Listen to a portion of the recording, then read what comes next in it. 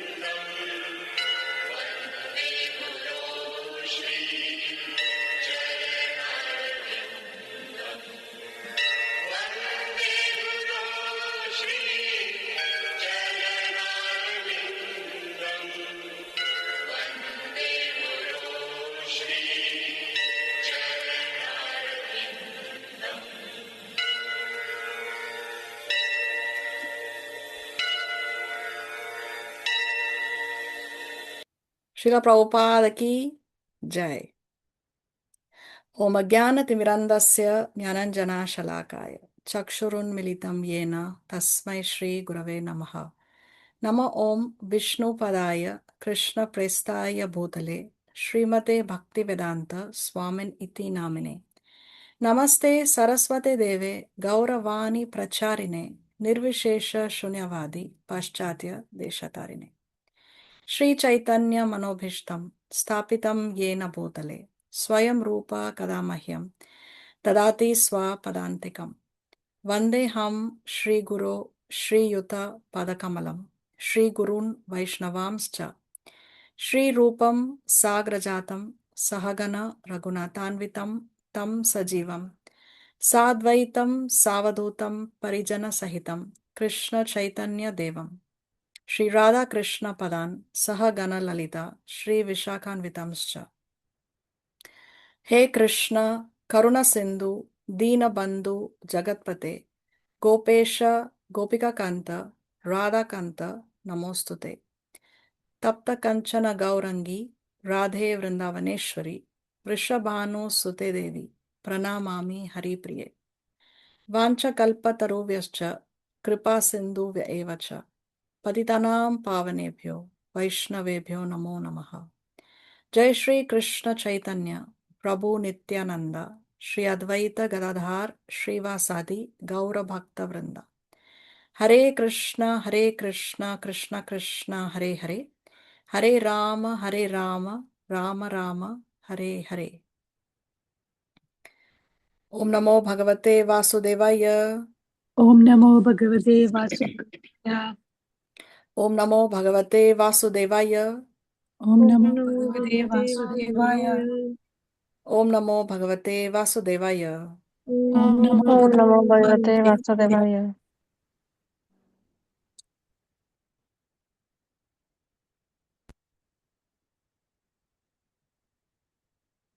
Okay, so we welcome all of you to our weekly online Krishna book classes. We have with us here Aja, Divina, Dipti, Kamalanandini Mataji. We have Makarena Tapia, Manju Nihalani, Meenakshi, Shailesh Latkar, Shantaram Latkar, Sheetal Latkar. We have Shreya Kalaria. Then we have Shri Radhe Hari Devidasi. We have Swami, Swapna Latkar. And we have Wendy. Thank you very much for joining. Okay. So what did we see in the previous class?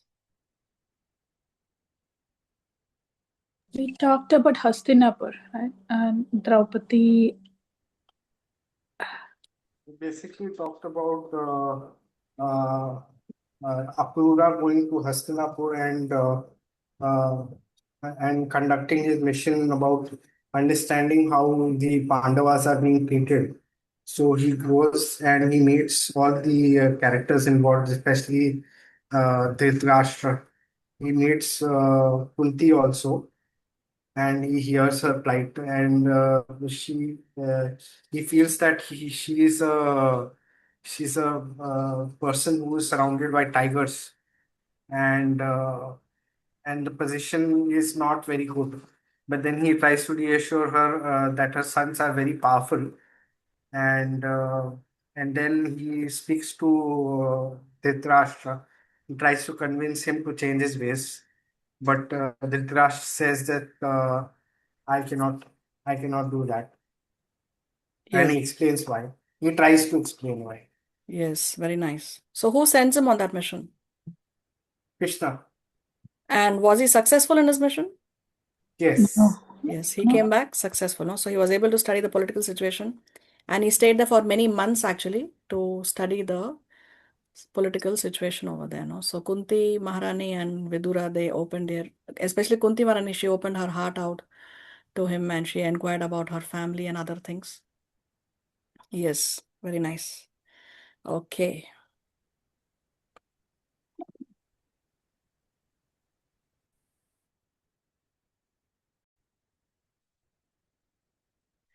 So today, by the mercy of Sri Guru and Sri Krishna, we will see chapter number 50 of the Krishna book, titled Kṛṣṇa Erects the Dvārakā Fort. So we went to Vrindavan, then we went to Mathura, then we went to Hastinapur, and now we will see Dwarka, no, virtually. So what does this name, first of all, Dwarka mean? Dwarka means gateway, I think. Uh, Dwarka means Dwar- gateway, I think. yes, Dwar means gate, no? So Dwarka means the city of gates. That's the literal translation, the city of gates. So actually, Dwarka was a stunningly very beautiful place that was designed by none other than the celestial architect Vishwakarma himself. He was following the instruction of Krishna. And he created this marvelous city in the sea, in the sea. And it had many gates, many openings, and very many opulent palaces. So therefore, it's because it had many openings, many entrances, many gates. This is called as the Dwarka, or the city of gates. Okay, let's see.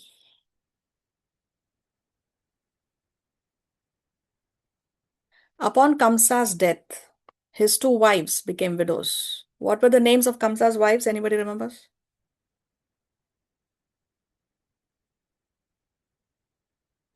Did we mention about their wife? No, right? Yes, we read it before. Oh, Okay, we will see. Asti and Sasti. Asti and Prapti. Here it is said. Asti and Prapti. Okay. Upon Kamsa's death, his two wives became widows. According to Vedic civilization, a woman is never independent.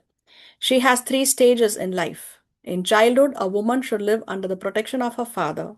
A youthful woman should live under the protection of her young husband. And in the event of the death of her husband, she should live under the protection of her grown up sons. Or if she has no grown up sons, she must go back to her father and live as a widow under his protection. It appears that Kamsa had no grown up sons. Therefore, after his wives became widows, they returned to the shelter of their father.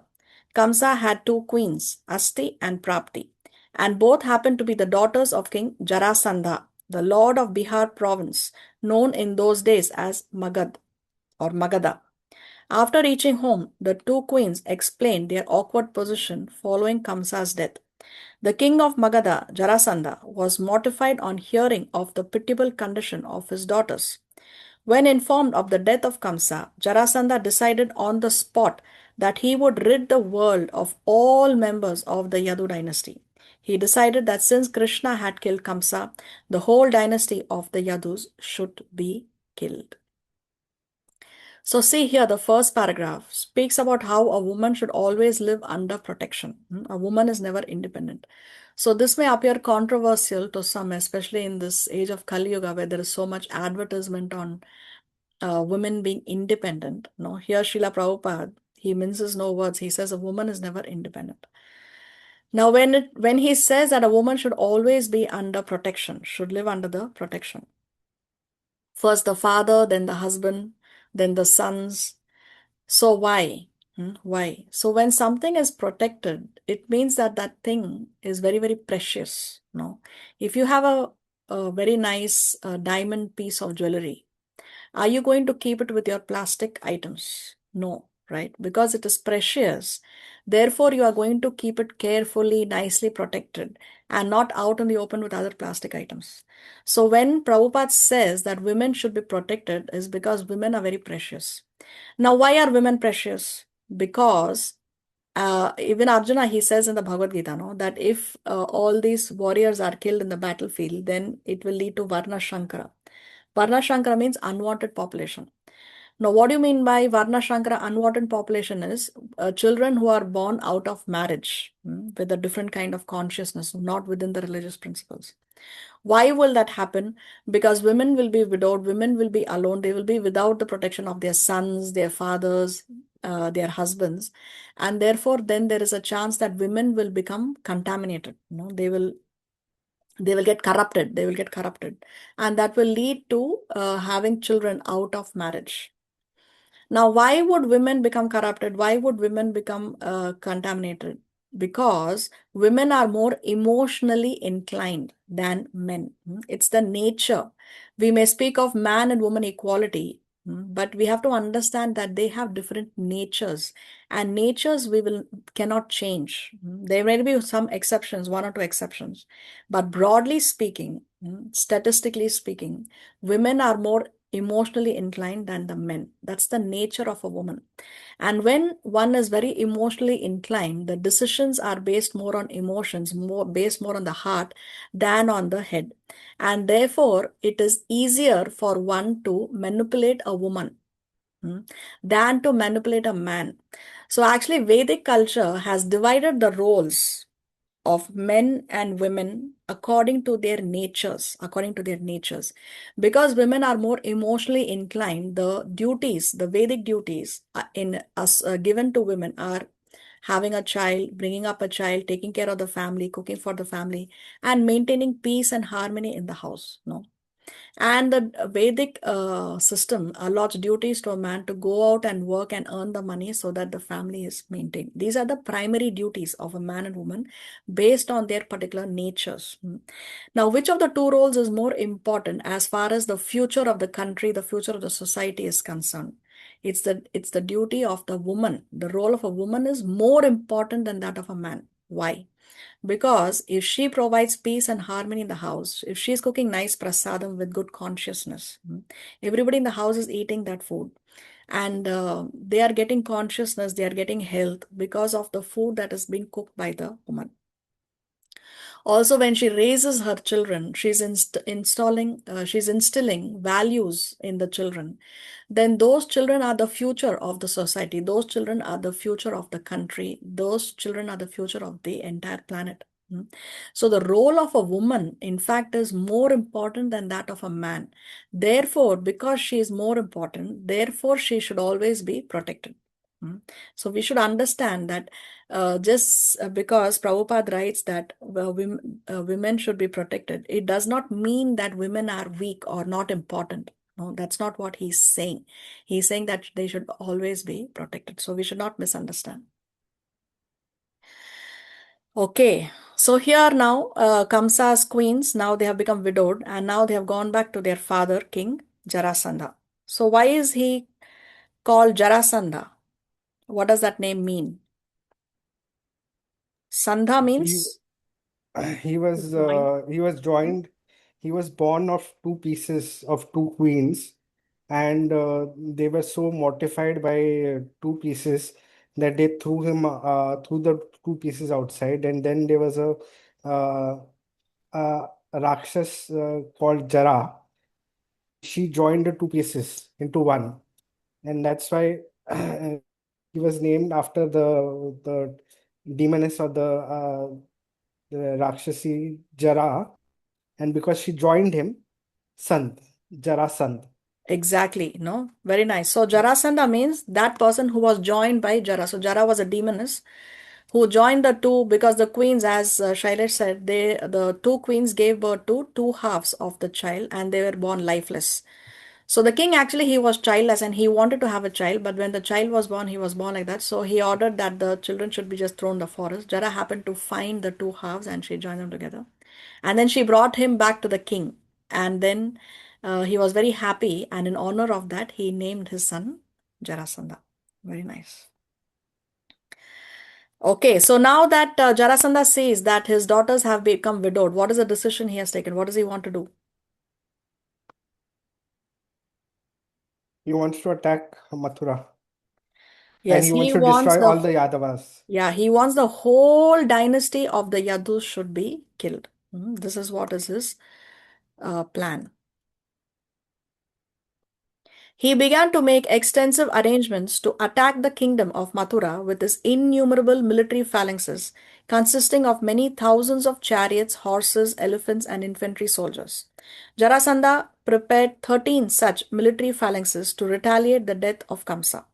Taking with him all his military strength, he attacked the capital of the Yadu kings, Mathura, surrounding it from all directions. Sri Krishna, who appeared like an ordinary human being, saw the immense strength of Jarasandha, which appeared like an ocean about to cover a beach at any moment. So military phalanxes means akshohinis, they are called. So it means so many foot soldiers, so many elephants, so many horses, like that. No, it's a unit to describe the strength of the warring party. So here he has come with 13 military phalanxes, which is a huge number, right? You can see here in the picture. And Krishna, he's seeing that, okay, here Jarasandha has come with this huge army. Yeah, Shailesh, you have your hand raised? Just wanted to ask if a lady is widowed, like in the case of Jarasandh's daughters, couldn't they not be remarried because they didn't have any sons or any children?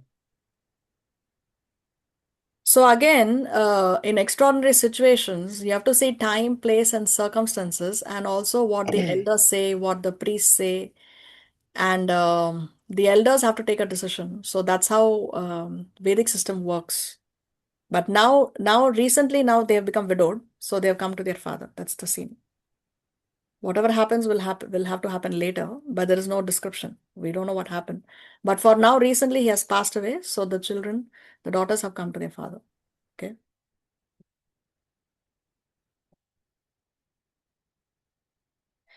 He also see this line here is very important. Where is that? Sri Krishna, who appeared like an ordinary human being. So we should always remember that actually Krishna is God. And for him, this military or even quadrillion times multiplied into this military strength is nothing because he is the supreme personality of God, right? Just by his willing, he can defeat any army. But he is here playing the role of an ordinary human being to enhance the pastimes, to enhance the leelas, so that his devotees can get attracted to him. No, so he's playing the role of an ordinary human being. So if he doesn't fight anyone, there is no war. He's just defeating everyone just by his willing. Then where will be the leelas that will attract people? No, so therefore he is playing the role of an ordinary human being.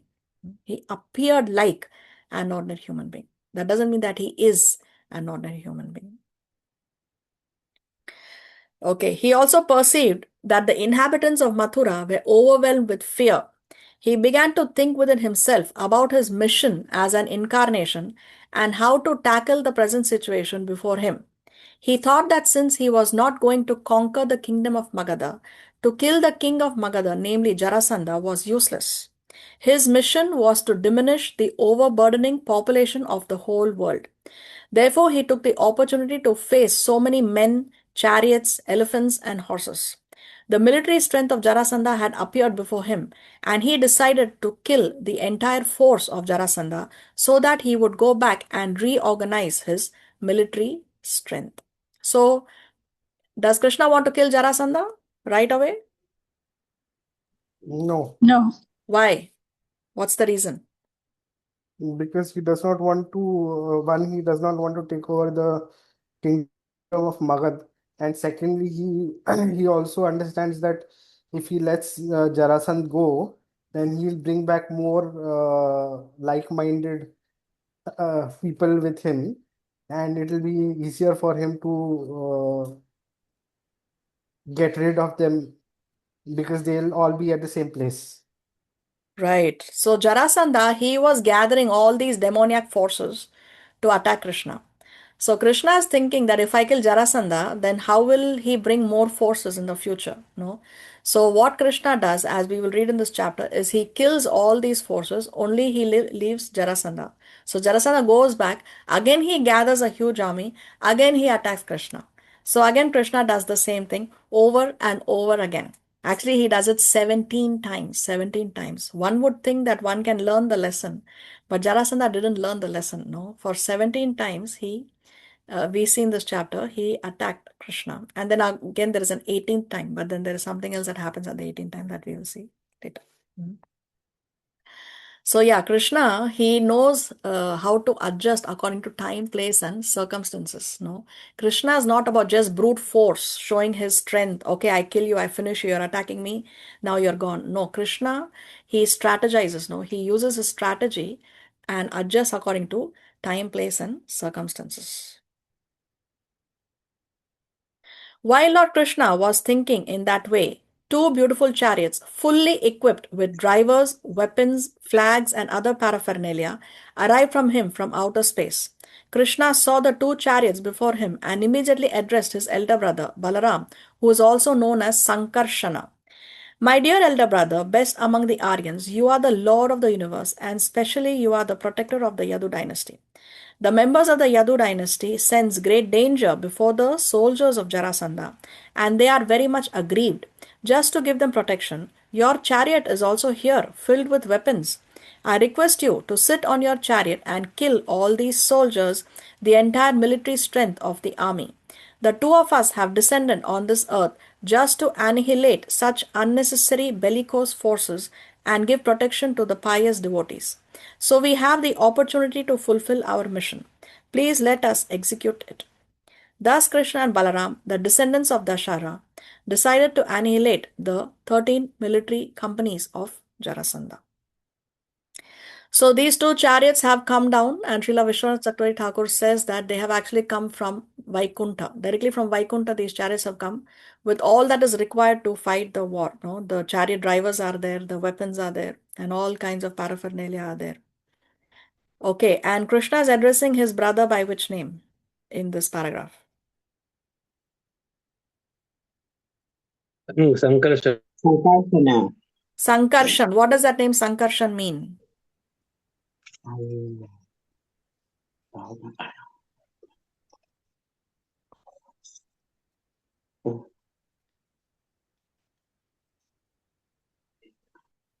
Sankarshana means Strength. One who is Defeating attracted all. to, one is transferred from one body to the other. So Balaram was transferred from the womb of who to the womb of who? He was the seventh brother of Krishna, and he was born to From Devaki to Rohini. Devki and Yes, Rohini. he was He was transferred. transferred from Devki to Rohini. He was transferred from the womb of Devaki to the womb of Rohini. Therefore, he is called as Sankarshan. No? The word Akarshan means attraction. So he was attracted, he was drawn. He was transferred from the womb of Devaki to the womb of Rohini. Very nice. And Dashahara is one ancestor of Krishna, and therefore he's being referred to. Thus, Krishna and Balaram, the descendants of Dashahara. So he's one of the more prominent ancestors of Krishna. After equipping themselves with military dress, Krishna and Balaram mounted their chariots. Krishna rode the chariot on which Dvārakā was the driver. With a small army, they came out of the city of Mathura, blowing their respective conch shells. Curiously enough, Although the other party was equipped with greater military strength, when they heard the vibration of Krishna's conch shell, their hearts were shaken. When Jarasandha saw Krishna and Balaram, he was a little bit compassionate because they happened to be related to him as grandsons. He specifically addressed Krishna as Purushottama, meaning the lowest among men. Actually, Krishna is known in all Vedic literatures as Purushottama, the highest among men. Krishna had no intention of addressing Jarasandha had no intention of addressing Krishna as Purushottama, but great scholars have determined the true meaning of the word Purushottama to be one who makes all other personalities go downward. Actually, no one can be equal to or greater than the Supreme Personality of Godhead. So, what is the name of Krishna's chariot driver? Dvārakā. Yes, Dvārakā. No. And what is the military strength that Krishna had? Was it equal to Jarasandha? No, it was quite less. It was much less. Krishna went with a very small contingent of soldiers. And Jarasandha's was a vast, vast army. So several times greater than Krishna's army. But still, the opposite party, they were afraid when Krishna blew his conch shell. Why? What's the difference between Krishna's conch shell and their conch shells?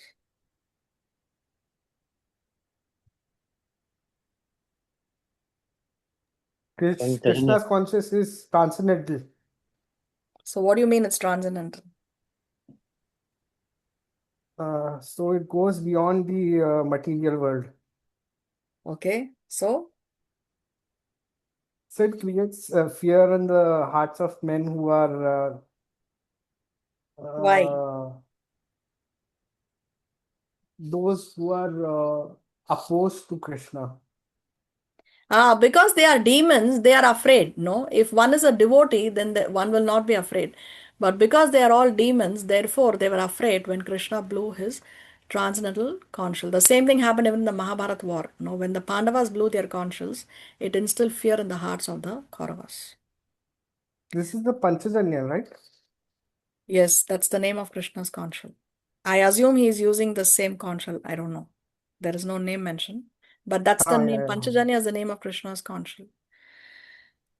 Or no, I think later he gets the conch shell from deep within the ocean. No, after this is the pastime when he gets the conch shell from deep within the ocean. Okay, anyway. So by what name is Jarasandha addressing Krishna? Purushottama. What? What's that, sorry? Purushottama. Yes, what does that name mean? Purusha Adhama means he's the one who makes all other personality go downwards. Yes, that's the meaning that our acharyas explain, no? That this meaning, this word can be interpreted to be, if you want to apply it to Krishna, then the interpretation of this word is that he is that personality who makes all other personalities go downward. But Jarasandha is addressing him as Purushadama with another intention, because he wants to call Krishna as the lowest among men. Yes. Jarasandha said, "It will be a great dishonor for me to fight with boys like Krishna and Balaram." Because Krishna had killed Kamsa, Jarasandha specifically addressed him as the killer of his own relatives. Kamsa had killed many of his own nephews, yet Jarasandha did not take notice. But because Krishna had killed his maternal uncle Kamsa, Jarasandha tried to criticize him. That is the way of demoniac dealings. Demons do not try to find their own faults or those of their friends, but try to find the faults of their enemies. Jarasandha also criticized Krishna for not even being a Kshatriya. Because he was raised by Maharaj Nanda, Krishna was not a Kshatriya but a Vaishya. Vaishyas are generally called Guptas, and the word Gupta can also be used to mean hidden. So Krishna was both hidden and raised by Nanda Maharaj. Jarasandha accused Krishna of three faults: that he killed his own maternal uncle, that he was not even a Kshatriya, and that he was hidden in his childhood. And therefore Jarasandha felt ashamed to fight with him. So Jarasanda's first problem is that he's saying that Krishna, you are that personality who has killed your own relative. No, he has a problem that he has killed Kamsa, his own uncle. Then he says that you're not even a Kshatriya. What will I fight with a non-Kshatriya? You're a Vaishya. And then he says that your father hid you. You are hidden. You are not even open and brave out there. No. So you are someone who has been hidden. So therefore, he says that for him it's not an honor to be fighting with Krishna. And also he mentions one more reason, which is there in the Srimad Bhagavatam. He says that you are only a small child. You are only a balena. You are only a balak, no? And therefore, fighting with you is, for me, is not something that's appropriate or exciting, no? Is not something honorable for Jarasandha. He's thinking like that. And so it is described that actually Krishna was still some 12, 13 years old when Jarasandha attacked for the first time. He was still in his early adolescence when Jarasandha attacked for the first time. Mataji, can I ask you something? Yes. How come Kamsa is Jarasandha's uncle? Isn't it his daughter's married to, right? Yes, yes. See, the thing is, because Jarasandha is the father-in-law of Kamsa, in other words, Jarasandha is also the father figure for Kamsa. So that's how he's saying that he's like his, where did that line go? Uncle, maternal uncle. But because Krishna had killed his maternal uncle Kamsa.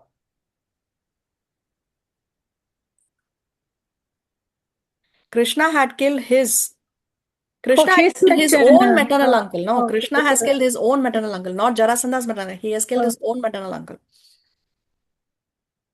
Does it answer your question? Yes.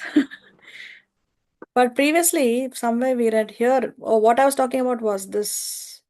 What I was explaining was this: when Jarasandha saw Balaram and Krishna, he was a little compassionate because they happened to be related to him as grandsons. So how come Krishna and Balaram are the grandsons of Jarasandha? Is because again Kamsa was like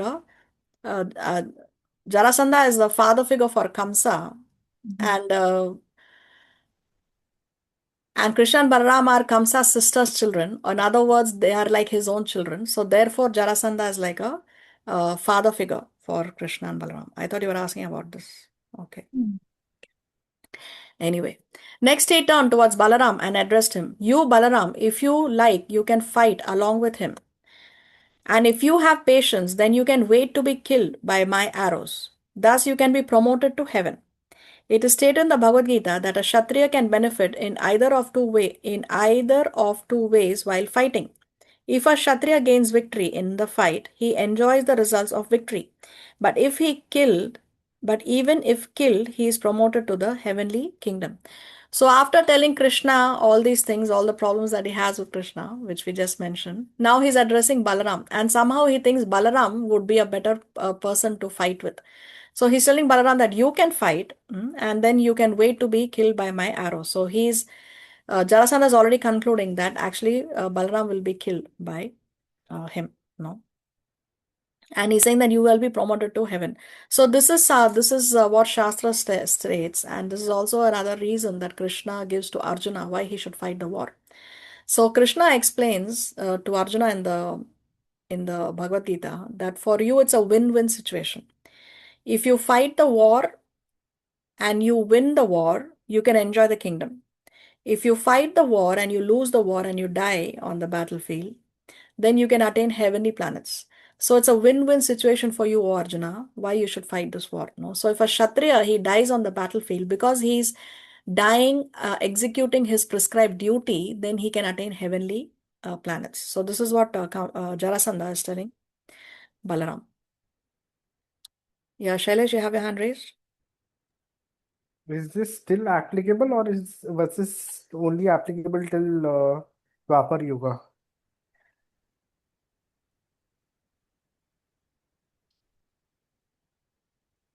So in the Kali Yuga, we don't have the proper Varnashram system being executed. The entire Varnashram system itself has become corrupted. Now we don't have clear distinction between Brahmana, Kshatriya, Vaishya and Shudra. So the whole Varnashram system itself is corrupted in Kali Yuga. But if a soldier dies in battle,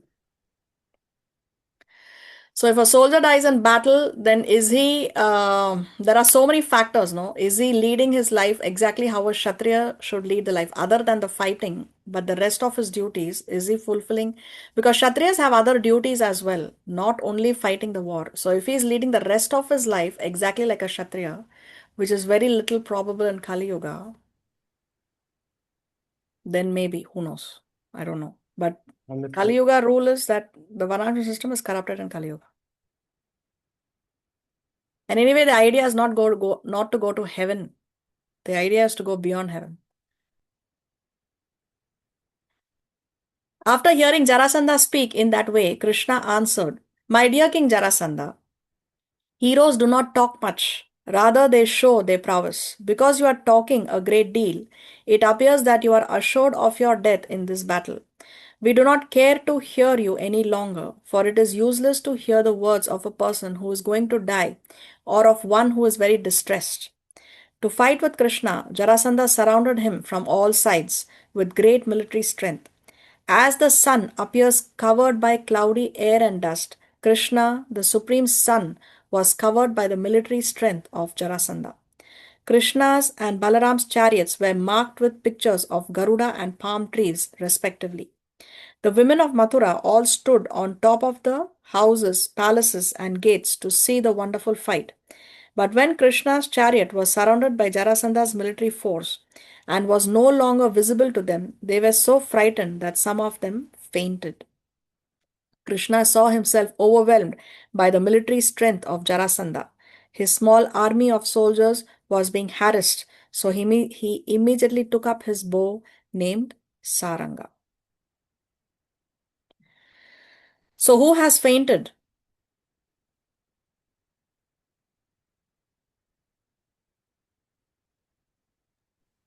the women of Mathura, The women of Mathura have fainted. Why? Because of their... because they are frightened because they can no longer see Krishna because he's surrounded by Jarasandha's military force.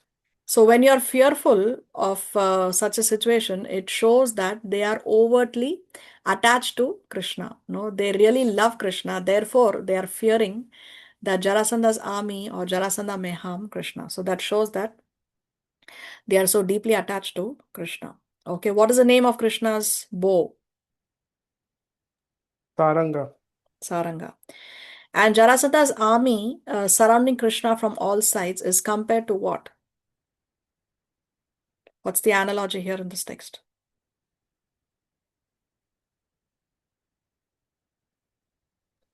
The sun appears covered by cloudy air and dust.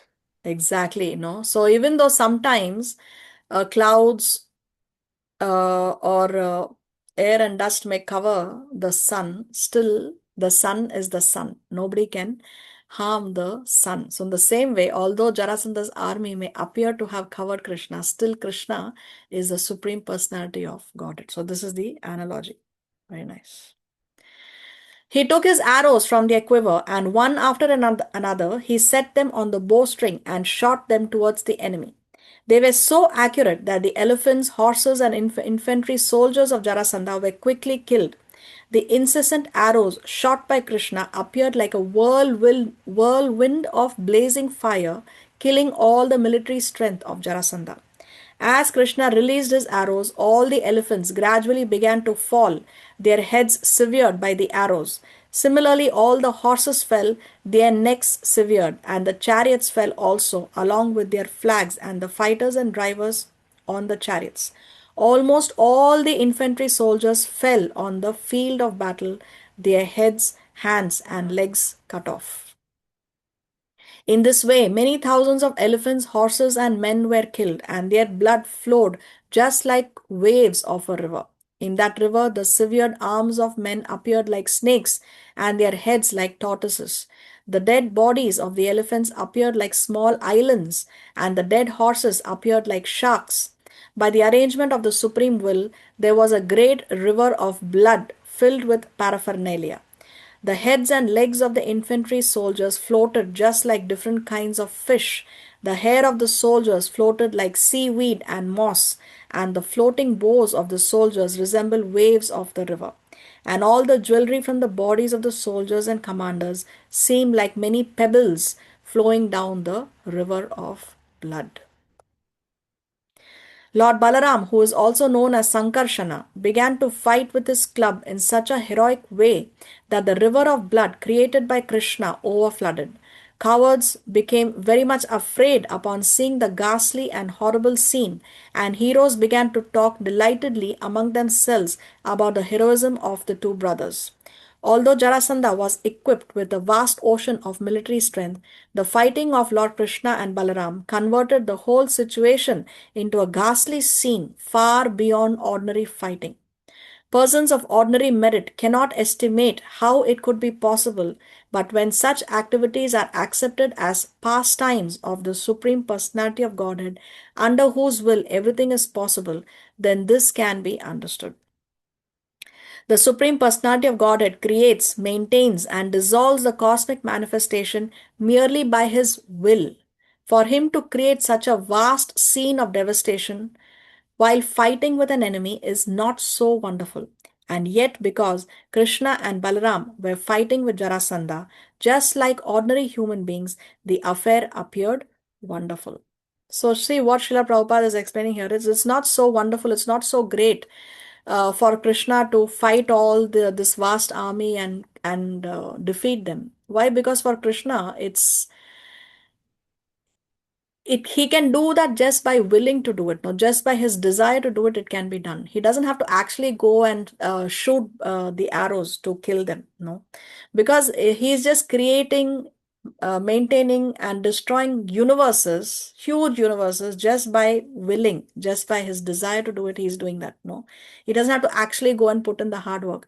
But in this case, he's acting like an ordinary human being to kill this vast army, and therefore these activities appear wonderful. Actually, it's not so wonderful because for Krishna it is easy. No, there's nothing to be surprised.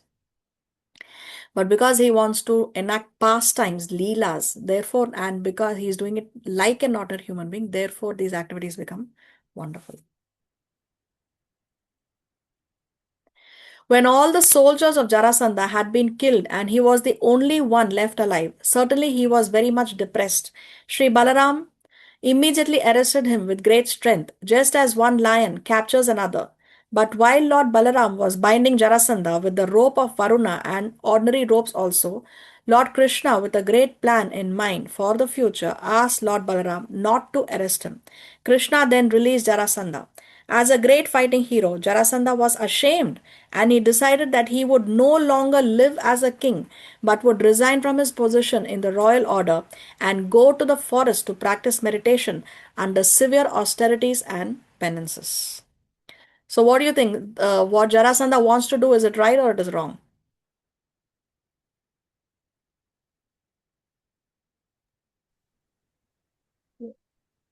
Right. It is in terms of Krishna, it is right. Yes, right. Why not? Because it's good that he goes to the forest, he practices austerities, he practices penances, no, and he can, his consciousness can change from being demoniac to more divine. No, it can change his consciousness. But let's see what happens. As he was returning home with his royal friends, however, they advised him not to retire but to regain strength to fight again with Krishna in the near future. The princely friends of Jarasandha instructed him that ordinarily it would not have been possible for him to be defeated by the strength of the Yadu kings. The defeat he had experienced was simply due to his ill luck. The princely order encouraged King Jarasandha. His fighting, they said, was certainly heroic. Therefore, he should not take his defeat very seriously, since it was due only to his past misdeeds. After all, there was no fault in his fighting. So, because Jarasandha's friends are also demoniac, they are giving him demoniac advice. No, so one should be very careful from whom we take advice, who are our friend circle, who are the people whom we are associating with. If we go wrong, but if we have the right association, they will bring us back on track. No, but if we have demoniac association, then they will only take us towards the demoniac path. Because if we have friends who are smoking and drinking, then they will say, oh, there's nothing wrong in having 1 glass of whiskey. In fact, it's good for you. The doctors also advise, they will say, no. So one should be very careful what kind of friends we have. Always remain in devotee association. Yeah, Swami, you have your hand raised. Yeah, yes, Mataji. Hare Krishna. Mataji, those who killed by Krishna in this war, what kind of adobe they will get? They attain the spiritual world. It's described. Okay. Okay. And what about the soldiers which is belongs to the Krishna, like those who killed by Jarasandha, obviously. No, Krishna's soldiers were intact. There was no harm to Krishna's soldiers. Okay. Okay. Hare Krishna. Hare Krishna. In this way, Jarasandha, the king of Magadha province, having lost all his strength and having been insulted by his arrest and subsequent release, could do nothing but return to his kingdom. Thus, Lord Krishna conquered the soldiers of Jarasandha. Although Krishna's army was tiny in comparison to Jarasandha's, not a pinch of his strength was lost, whereas all of Jarasandha's men were killed. So here it goes. Krishna did not lose any of his strength. None of his army was affected, not even a pinch, but all of Jarasandha's men were killed. The denizens of heaven were very much. Swami, you still have your hand raised or you raise it again?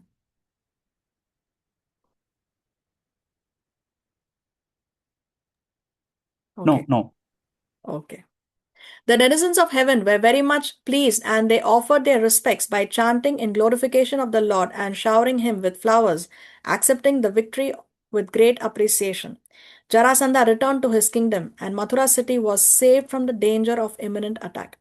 The citizens of Mathura organized the combined services of professional singers like the Sutas and Magadhas, along with the poets who could compose nice songs, and they began to chant the victory glorification of Lord Krishna. When Lord Krishna entered the city after the victory, many bugles, conches, and kettle drums sounded, and the vibrations of various musical instruments like bheris, turyas, veenas, flutes, and mridangas all joined together to make a beautiful reception. While Krishna was entering, the whole city was cleansed. All the different streets and roads were sprinkled with water, and the inhabitants, being joyous, decorated their respective houses and shops with flags and festoons. So Krishna and Balarama are being given a very nice welcome in the city of Mathura. The Brahmanas chanted Vedic mantras at numerous places. The people constructed road crossings and gates at entrances to lanes and streets. When Lord Krishna was entering the nicely decorated city of Mathura in a festive attitude, the ladies and girls of Mathura prepared different kinds of flower garlands to make the ceremony most auspicious. In accordance with the Vedic custom, they took yogurt mixed with fresh green grass and strewed it here and there to make the victory jubilation even more auspicious. As Krishna passed through the street, all the ladies and women regarded him with eyes bright and women regarded him with eyes bright with great affection. Krishna and Balaram carried various kinds of ornaments, jewels, and other booty carefully collected from the battlefield and presented it all to King Ugrasena. Krishna thus offered his respect to his grandfather because Ugrasena was at that time the crowned king of Yadu dynasty. So all the wealth that he got from the battlefield because he defeated Jarasandha, Krishna and Balaram now they are giving it to Ugrasena, their grandfather, who is the king, and therefore he is the rightful owner. Jarasandha, the king of Magadha, besieged the city of Mathura not only once but 17 times in the same way, equipped with the same number of military phalanxes. Each and every time he was defeated and all his soldiers were killed by Krishna, and each time he had to return home disappointed. Each time, the princely order of the Yadu dynasty arrested Jarasandha in the same way and again released him in an insulting manner, and each time Jarasandha shamelessly returned home. So just imagine, no, once, twice, thrice, 4 times, 5 times, but 17 times, Jarasandha has not learned his lesson. Same thing is happening over and over and over again. While Jarasandha was attempting his 18th attack, a Yavana king somewhere to the south of Mathura became attracted by the opulence of the Yadu dynasty and also attacked the city. It is said that the king of Yavanas, known as Kala Yavana, was induced to attack by Narada. This story is narrated in the Vishnu Puran. Once Garga Muni, the priest of the Yadu dynasty, was taunted by his brother-in-law. When the kings of the Yadu dynasty heard the taunt, they laughed at him, and Garga Muni became angry at the Yadu kings. He decided that he would produce someone who would be very fearful to the Yadu dynasty.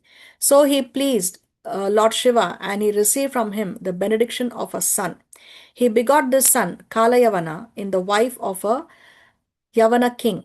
This Kalayavana inquired from Narada, "Who are the most powerful kings in the world?"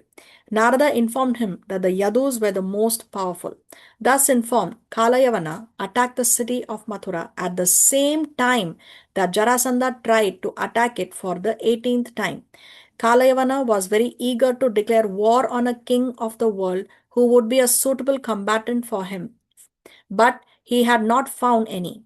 However, being informed about Mathura by Narada, he thought it wise to attack this city with 30 million Yavana soldiers. So who wants to attack Mathura now other than Jarasandha? Kalyavan. Kalayavana. Yes, Kalayavana. And Kalayavana is the biological son of Gargamuni. Gargamuni. And Gargamuni is? The person who named Krishna. Yes, he is the priest of the Yadu dynasty, and he was the one who named Krishna, gave the names to Krishna and Balaram. So what has happened is that Gargamuni was insulted by some princesses of the Yadu dynasty. Princess. What's prince? What's the plural of prince? Princess. Okay. So he was insulted by Princess. them. Yeah, okay.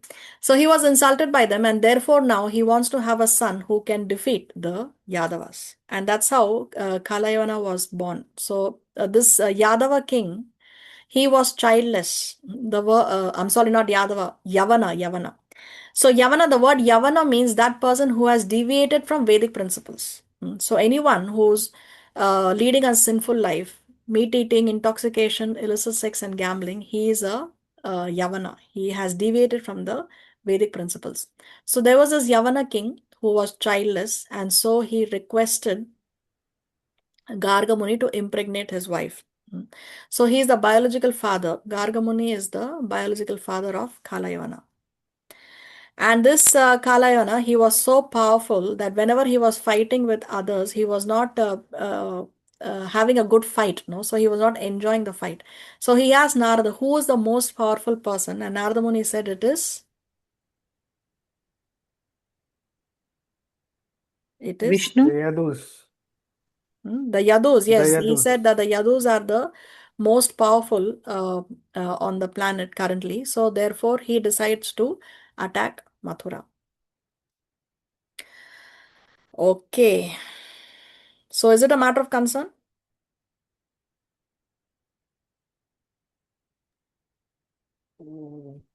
Partly.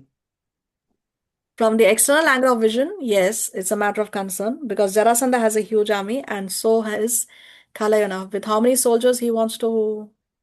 30 million. 30 million soldiers, right? But from the internal angle of vision, is it a matter of concern? No.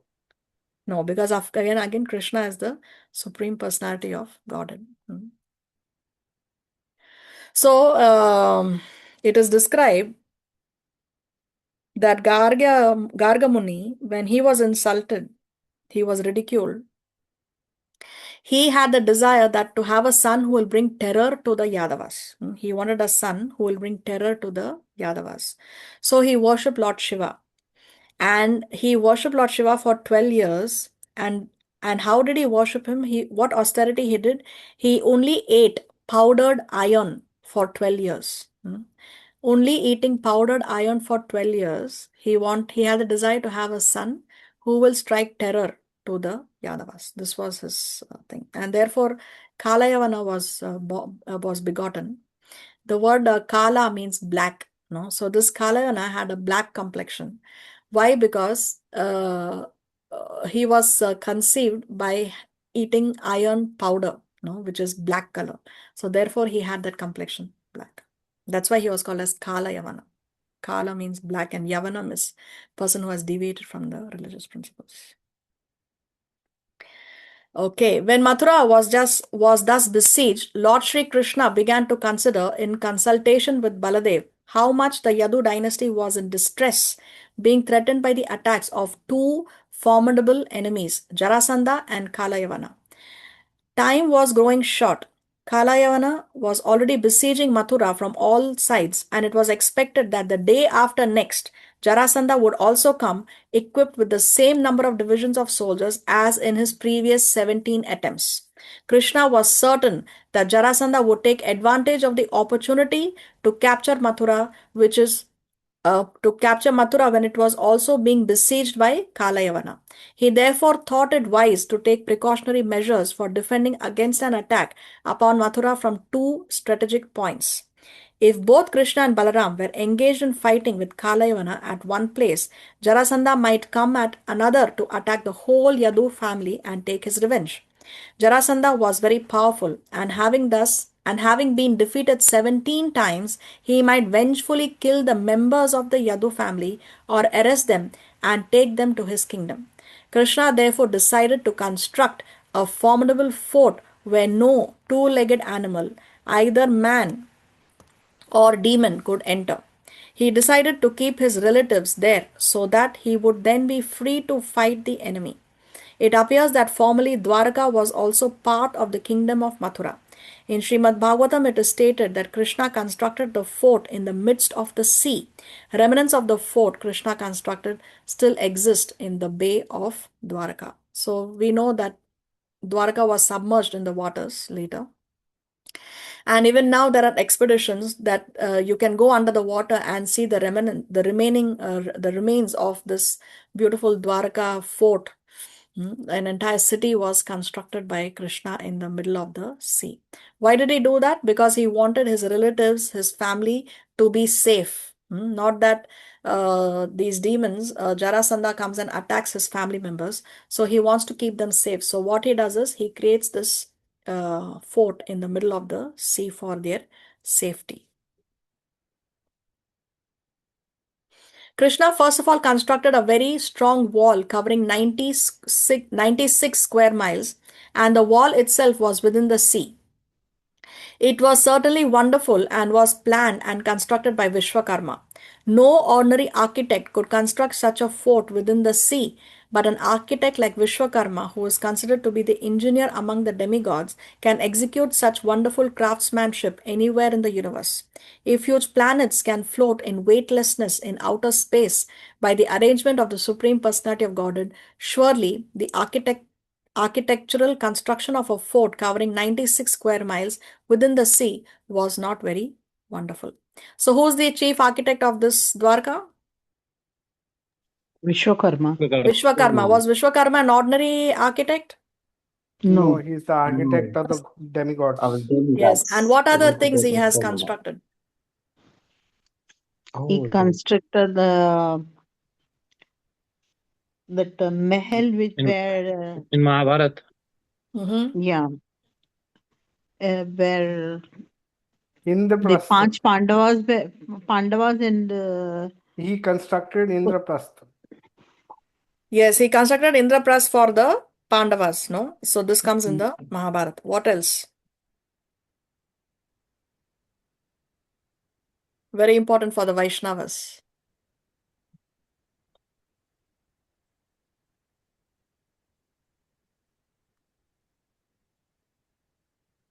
He carved the deities of. Jagannath, Baldev, Subhadra.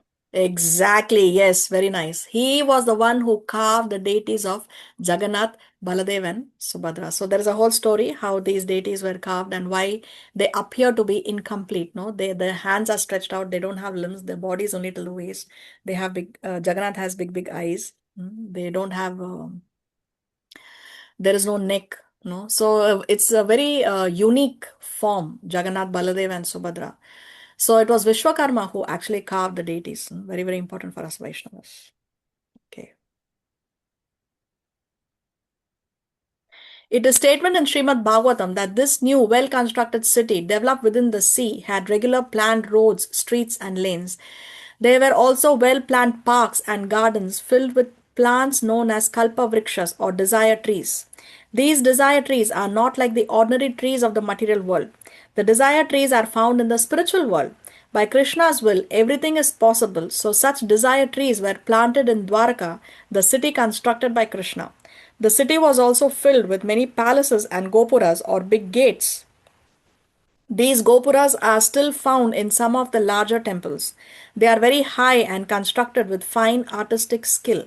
Such palaces and gates held golden water pots, kalasha. These water pots on the gates or on the palaces are considered auspicious signs. So here it goes, no? There were big gates, therefore called Dvāraka. And what are kalpa vrikshas? Desire tree.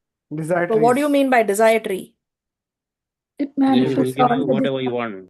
The desire tree will give you whatever you want. It's not like the material trees. Material world, if you go to a mango tree, the mango tree can only give you mangoes. No, it cannot give you anything else. But the desire trees, the kalpa vrikshas of the spiritual world, they give you whatever you want. And it is described that the fruits in the desire tree, the fruits that are there to enjoy are without seeds and without any skin. You just take the pulp and you can enjoy.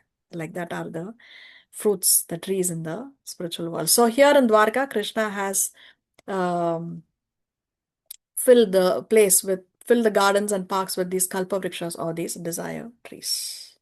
Okay. Almost all the palaces were skyscrapers. In each and every house, there were underground rooms containing big golden and silver pots for stocking grain. And there were many golden water pots within the rooms. The bedrooms were all bedecked with jewels, and the floors were mosaic pavements of Marakata jewels. The Vishnu deity worshipped by the descendants of Yadu was installed in each house in the city. The residential quarters were so arranged that the different castes, Brahmana, Kshatriya, Vaishya, and Shudras, had their respective quarters. It appears that from this that the caste system mentioned in the Bhagavad Gita existed even at that time. In the center of the city was a residence made specifically for King Ugrasena. This was the most dazzling of all the houses. So even to stock the grains, they are having pots made of gold and silver and such precious metals. No, so just see the kind of opulence that was there in Bharatavarsha. But then now in Kali Yuga, we have been reduced to using paper and plastic. Just see. When the demigod Indra saw that Krishna was constructing a particular city of his own choice, he sent the celebrated Parijata tree of the heavenly planets to be planted in the new city. And he also sent a parliamentary house, Sudharma. The specific quality of this assembly house was that anyone participating in a meeting within it would overcome the influence of invalidity due to old age. The demigod Varuna presented a horse which was all white except for black ears and which could run at the speed of the mind. Kuvera, the treasurer of the demigods, presented the art of attaining the 8 perfectional stages of material opulence.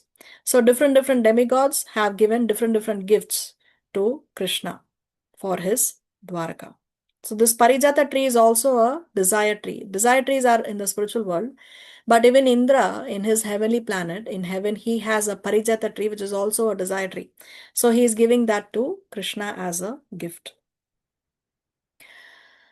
And Varuna has presented a horse that can run at the speed of the mind. And Kuvera has given the 8 perfectional stages of material opulence. So in the purport of this verse in the Srimad Bhagavatam is explained what they are. What are the 8 mystic treasures? Padma, Mahapadma, Matsya, Kurma, Audaka, Neela, Mukunda, and Shankha. So I was not able to find details of this in any authorized scripture. It's not there in the Bhagavatam. It's not there in the description of Srila Vishnu Chakra Thakur. But generally speaking, they are all opulences, no, all kinds of wealth and different kinds of gems and stones and opulent metals. This is what was presented by Kuvera. Kuvera is the lord of wealth. In this way, all the demigods began to present their respective gifts according to their different capacities. There are 33 million demigods, each entrusted with a particular department of universal management.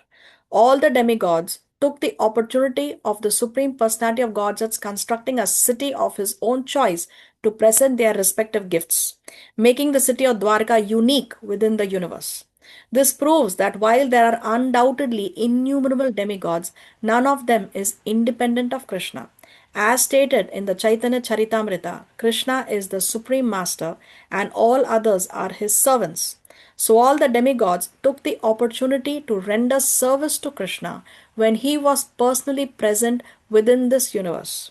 This example should be followed by all, especially those who are Krishna consciousness, for they should serve Krishna by their respective abilities. So very, very important lesson here. Just as how the demigods, they are taking the opportunity of rendering service to Krishna. Therefore, they are presenting different gifts to Krishna. Actually, Krishna is the owner of everything. There's nothing that the demigod has that does not already belong to Krishna. No, but for they see it as an opportunity to give service to Krishna. So same thing applies to us. No, we there is nothing that we own. Everything belongs to Krishna. Still we take one apple, still we take one mango, still we take some rice, some sabzi, some dal, and we offer it to Krishna and we say, oh my dear Lord Krishna, please accept this. Does Krishna not already have it? He is Sarva Loka Maheshwaram. He is the owner of all the planetary systems. He is the owner of everything that exists. But still we take a little something and we offer it to Krishna. Why? Because we want to take the opportunity to render some service to Krishna. Because when we render service to Krishna, slowly, as we serve more and more and more, we develop attachment to Krishna. When we develop attachment to Krishna, we fall in love with Krishna. When we fall in love with Krishna, then we want to do only that which Krishna says, and therefore then we can go back home, back to Godhead. So therefore, service is very, very important.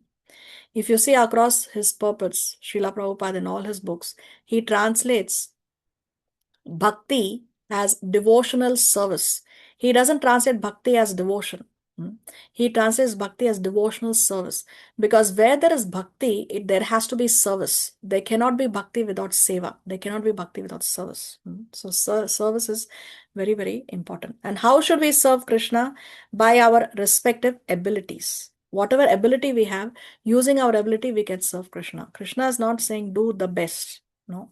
Krishna is saying do your best. So to the best of our ability, we should serve Krishna. And when Krishna sees that we are sincere, he will reciprocate. Sincerity attracts Krishna. Yeah, Shailesh, you have your hand raised? I thought the goddess of wealth is Mahalakshmi. So, She is the goddess of wealth. He is the lord of wealth. Kuvera. okay. Okay. So see this verse here Srila Prabhupada writes, now, as stated in the Chaitanya Charitamrita, Krishna is the Supreme Master and all others are his servants. So this is the verse from the Chaitanya Charitamrita. Here we have Shastric evidence. Ekale Ishvara Krishna, Arasabha Bhratya, Yare Yaiche Nachaya, Se Taiche Kare Nritya. Lord Krishna alone is the supreme controller and all others are his servants. They dance as he makes them do so. When the new city was fully constructed, according to plan, Krishna transferred all the inhabitants of Mathura and installed Sri Balaram as the city father. After this, he consulted with Balaram, and being garlanded with lotus flowers, but carrying no weapons, he came out of the city to meet Kalayavana, who had already surrounded Mathura. So here Kalayavana also has surrounded Mathura. So what happens after that? We will see in the next class.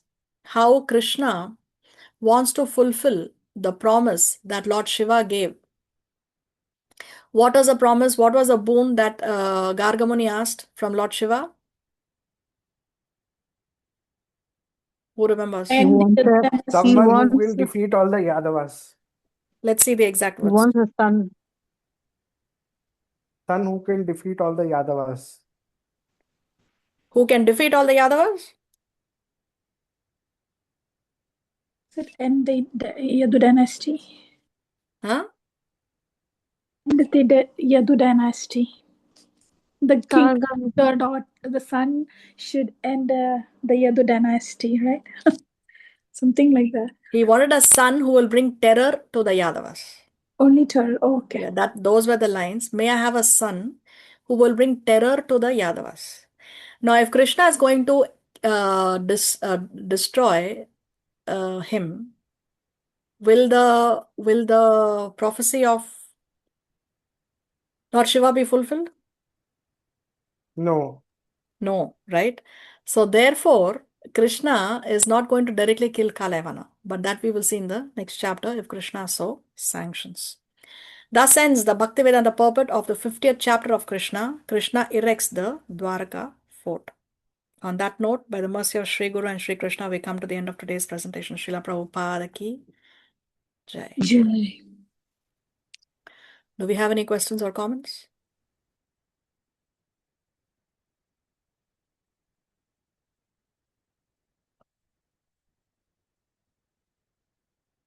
How was your Purushottam month going on? Anybody wants to say anything? How many of you are following something for month of Purushottam? Raise your hands.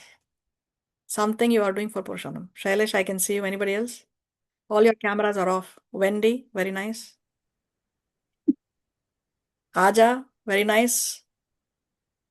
Shivani, wonderful. Kamala Nandini Mataji, muchas gracias Mataji. So everybody else is not doing anything extra for the month of Purushottam? Okay, there I can see my husband. Thank you. Then, who else? My mother has put a text. Oh, okay. Oh, yes. Now I see the text. Thank you very much, Mrs. Sheetal Latkar. Macarena, Shivani. Did I mention all the names? Okay. So everybody else has not done anything extra for the month of Purushottam?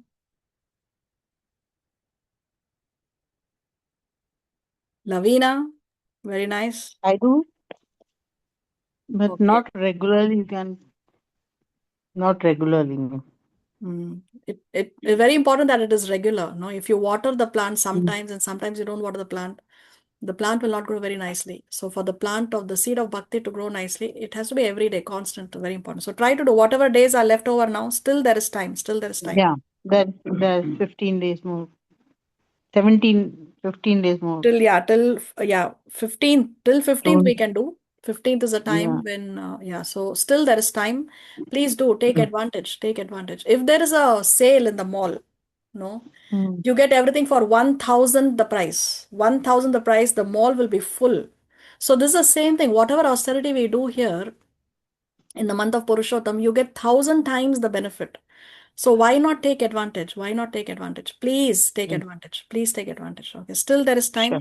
Please do something. Okay. Thanks. Sure.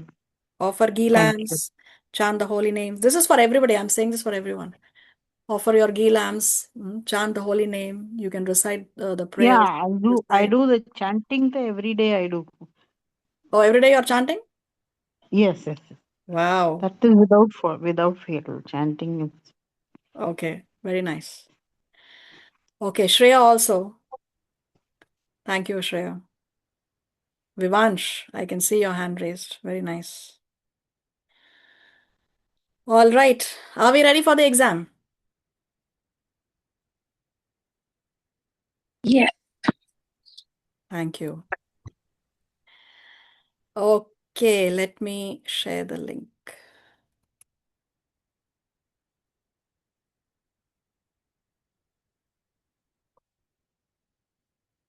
One thing that we are all doing for the month of Purushottam, at least we are attending these classes, no? We are hearing Krishna Katha.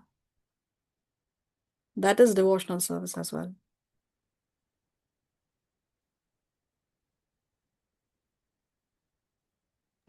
Mataji, how much time it takes for you to prepare before the class? Do you do every class? Do you prepare? Yes, every class I prepare PowerPoints, I put the text, I search for photos. Yesterday, my daughter was helping me with photos. We use AI to create photos, and then we try to. So it takes me. See, every Sunday is the online class, and mostly every Saturday, most of the Saturdays, I have other classes to give. Sometimes in my house or sometimes in other programs.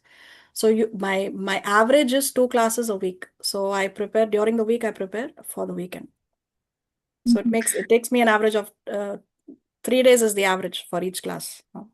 I like to Do have you- presentations and photos because I think that visuals can captivate the mind more. So I like to prepare my presentation. That's amazing. Do you also you only take Krishna book and Bhagavad Gita? Do you take any other books? Or...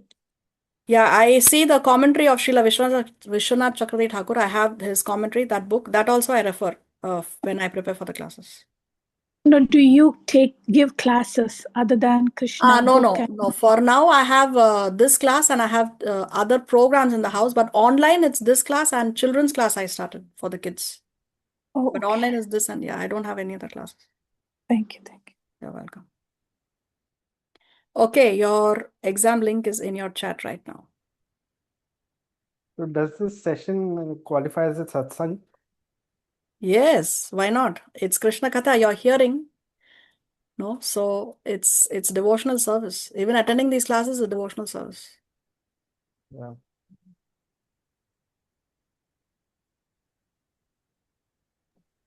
I was trying to join the class today at 7 a.m. my time, then realized my time 8 a.m. is the class.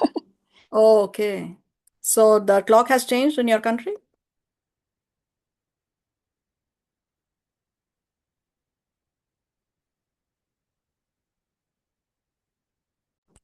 Okay, so here's your timing. Your timer is on. You have 15 minutes.